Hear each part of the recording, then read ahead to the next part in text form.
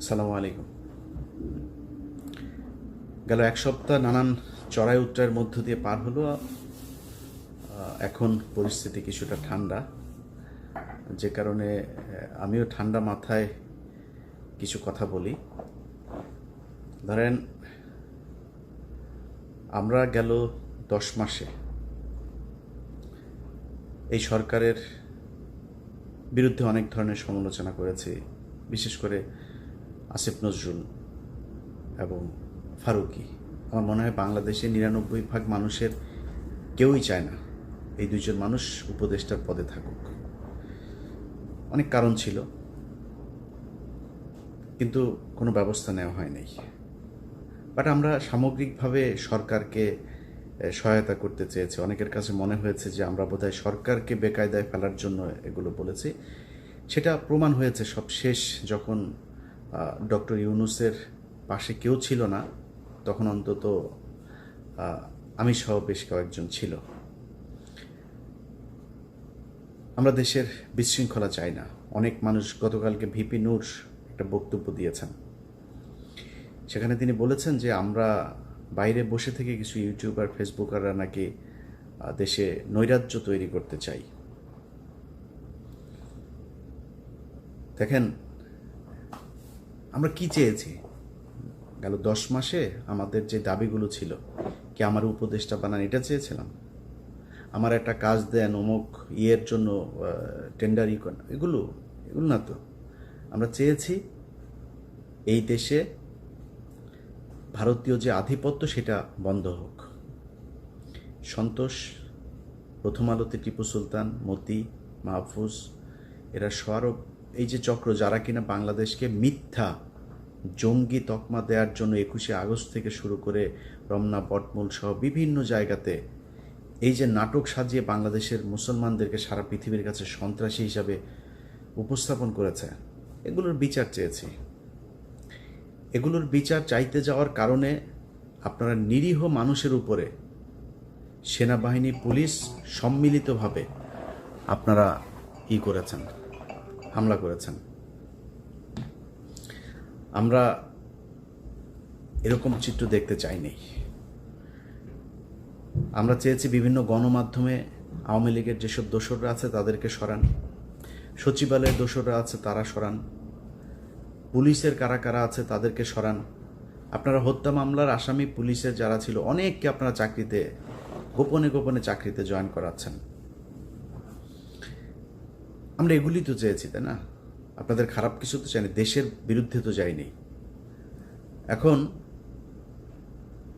এটা চাওয়ার কারণে আমরা নাকি বিশৃঙ্খলা তৈরি করলাম। এটা যদি ভারতের আধিপত্যবাদ থেকে বাঁচার জন্য, ফ্যাসিবাদের বিরুদ্ধে কথা বলাটা যদি নৈরাজ্য হয়, তাহলে 5ই আগস্ট এই দেশে সবচেয়ে বড় নৈরাজ্য হয়েছে। সেই নৈরাজ্যের মাধ্যমে আপনি ক্ষমতায় এসেছেন। অনেক উপদেষ্টার মুখ থেকে শুনেছি যে মপতন্ত্র বন্ধ করতে হবে। এই যৌক্তিক আন্দোলনকে আপনি যেদিন মপতন্ত্র উল্লেখ করে তারপরে তার বিরুদ্ধে অবস্থান নিয়েছেন, সেদিনে আপনার পুরো সরকারটাই মপতন্ত্রের ফসল হিসাবে মানুষের কাছে উপস্থাপিত হয়েছে। আপনি আর দাঁড়াইতে পারেন নাই, পারবেনও না। এই সরকার, এই মুহূর্তে ইউনূসের যে সরকার, একটা ভঙ্গুর একটা সরকার। যেই শক্তি আমরা মনে করেছিলাম সেই শক্তি আর এই সরকারের নাই। চাইলেও কিছু করতে পারেন, কোনো কিছুই।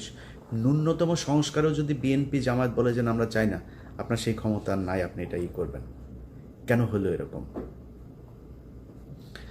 আমাদের যৌক্তিক দাবিগুলোকে আপনারা মব হিসাবে করেছেন। করতে হবে কেন? আমরা যে দাবিগুলো করেছি 5 তারিখের পরে, সেই দাবির জন্য মানুষকে মাঠে নামতে হবে কেন? আপনি ওই ফেনীতে যান, নুসরাত হত্যাকাণ্ড, আল্লাহর কসম করে বললাম, যদি নুসরাত হত্যাকাণ্ডের 1 তিল পরিমাণ কোনো ঘটনা সত্য হয়ে থাকে, জীবনে কোনোদিন ভিডিও করব না। 2022 সালে এটা নিয়ে অনুসন্ধান করেছিলাম, সেটা 5 তারিখের পরে আরও একবার দিয়েছিলাম। আমি ওইটা নিয়ে এখন থরোলি কিছু কাজ করছি, একদম ফিল্ডে গিয়ে তারপরে কিছু কাজ করছি। ওইটা সময় পাই না, আপলোড দিতে পারছি না, ফাইনাল করতে পারছি না কাজটা। উচিত ছিল না 5 তারিখের পরে এরকম চাঞ্চল্যকর কিছু ঘটনা যেগুলো জানে মানুষ? বাবুল আক্তার এখনো পর্যন্ত চাকরি ফিরে পায়নি। এখন পর্যন্ত এই কি বলে হুমায়ুন আজাদ এই বদমাইশের মামলায় আলেমরা জেলে। এখন পর্যন্ত ওই কোথায় রমনা বটমূল কোথাকার কোন এই জঙ্গি নাটক টাটক এগুলির আসামিরা ইয়েতে বন্দি। 5ই মের ঘটনায় মামলায় আলেমরা বন্দি। বিএনপি জামাতের ছেলে পেলে এখন পর্যন্ত জেলখানায় বন্দি। কেন? এটার জন্য আন্দোলন করতে হবে? এটার জন্য আবার বিক্ষোভ করতে হবে, যমুনা ঘেরাও করতে হবে? কেন করেন নাই? অনেক কিছু তো করতে পারেন। আপনারা নুসরাতকে কয়েক ঘন্টার ব্যবধানে জেল থেকে ছেড়ে দিতে পারেন। আপনারা মুন্নি শাহরে ধরার পরে 5 হত্যা মামলার আসামি মুসলেখা নিয়ে ছেড়ে দিতে পারেন। মানে এটা কি খেলা নাকি? যা মনে চায় যেমন মনে চায় আপনার মন মতো করে আপনি চালাবেন, আর ওইভাবেই মানুষ হা করে দেখবে। আমরা এই 10 মাস যে ছোটোখাটো করেছে, যারা আমাদেরকে মনে করেছে আমরা সরকারের বিরুদ্ধে কাজ করেছি, এই গত 1 সপ্তাহে আমরা প্রমাণ করেছি যে যারা আমাদেরকে বলতো আমরা নৈরাজ্য তৈরি করতে চেয়েছি, তারাই ইউনূসের বিরুদ্ধে অবস্থান নিয়েছে।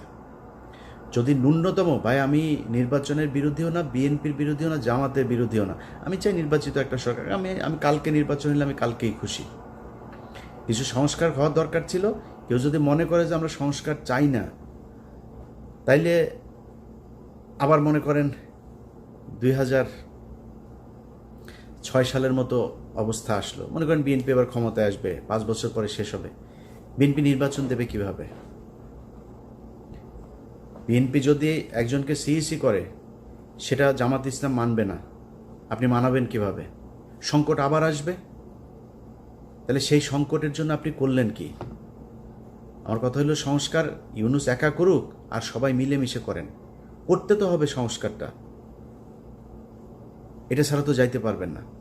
নির্বাচন আমিও চাই, বিএনপির মতো আমিও চাই, নির্বাচন নিয়ে আমার কোনো সমস্যা নেই। কিন্তু এই সরকারের যে কাজগুলো, যেটা তাদের ঘাড়ে দায়িত্ব দেওয়া হয়েছে, সেই দায়িত্বগুলো তাদের শেষ করতে হবে। তার আগে যদি আপনি নির্বাচন দেন, একটা দল ক্ষমতায় আসবে, সমস্যাগুলো আগের মতোই হবে।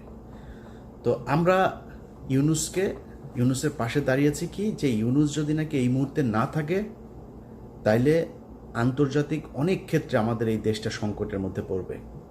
যেই সুবিধাটা ভারত নেবে, আওয়ামী লীগ নেবে।